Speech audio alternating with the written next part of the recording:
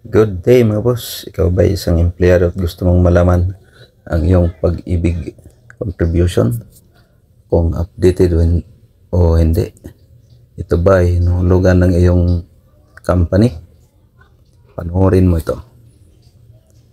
Una, kung ikaw ay isang member at wala ka pang portal account sa pag-ibig,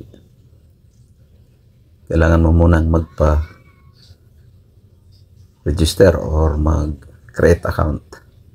So, ang gagawin natin is click mo lang itong Google, type mo itong pag-ibig member, pag-ibig.gov.ph, click it. Click Pag-ibig Online Services. So, itong lalabas dyan. Zoomin natin.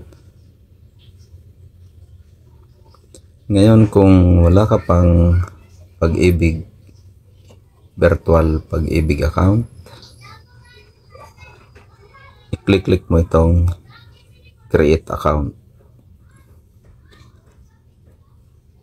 Continue. So, dito tayo mapupunta. Wala kang online account sa pag-ibig, pero may loyalty card ka. So, kung meron kang loyalty card, dito ka mag-click. Yan. So, may mga requirements yan. Basahin nyo. So, kailangan ng partner banks. So, next tayo para makita nyo. Yan. Active cellphone number para sa OTP. Next. Active email address. Next. And you're now ready to create your virtual pag-ibig account. So, close natin to. Kung ikaw naman ay isang member at wala kang loyalty card, dito ka mag-click. So, ang requirements dyan is dapat nakahanda yung 12-digit MID mo, yung PIN yan, yung number, pag-ibig number. So, next, cellphone number, email address, at ito yung mga valid IDs na tinatanggap nila. Yan. Basahin nyo na lang yan. Next.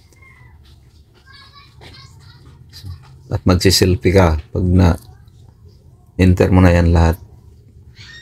Hawak mo ang ID na in-upload mo. Next. So, you are now ready to create your virtual pag-ibig account. So, i-close natin ulit ito. Kung ikaw naman ay isang OFW, dito ka mag-click.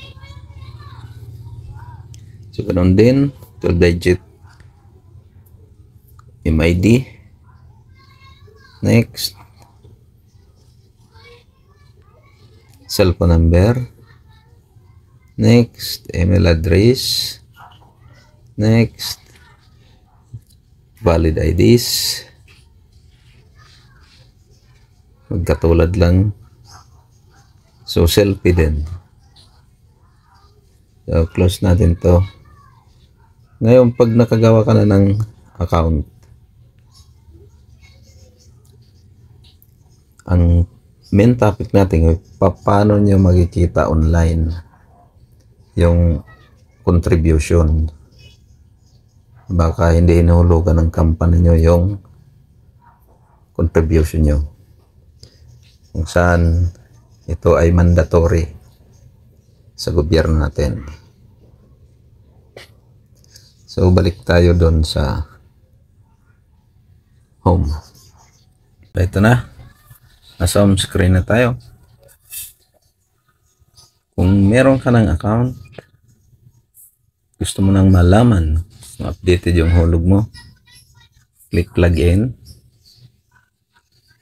click continue, enter mo yung email address mo. Sa akin, automatic to siya kasi naka auto-save to. Yan.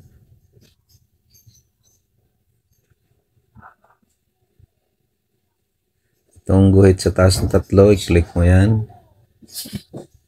Hanapin mo ang regular savings, mandatory contribution. Ito ang i-click mo. So ayan, nandito na tayo sa virtual pag-ibig, regular savings, or pag-ibig regular savings. So dito makikita nyo ang total contribution nyo. Ayan.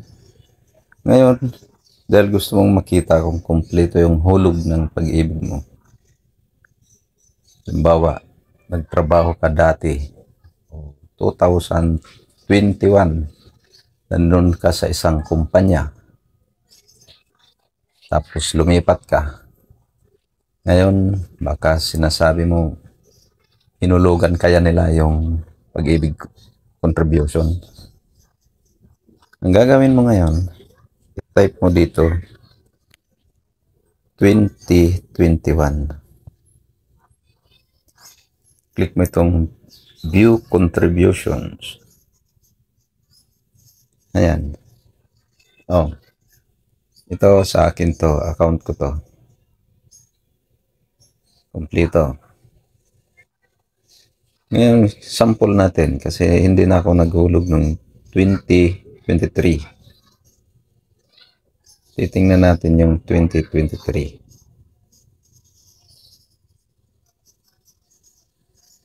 Type ulit dito.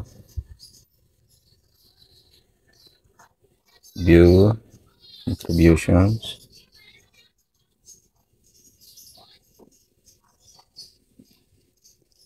So itong makikita nyo dyan, no payment found for this year. So madali lang malaman pag mayroon kang online account sa Pag-ibig. So hindi nila tayo maluloko. Ngayon, dahil mandatory to, tatlo, PhilHealth, Pag-ibig, SSS. So meron na akong video sa PhilHealth, ilalagay ko ang link doon sa dito sa description box para mapanood nyo. Kung nakatulong ito sa inyo, please like, share para malaman ng ibang kababayan natin. Hit the notification bell para updated ka sa susunod kong mga video. Thank you.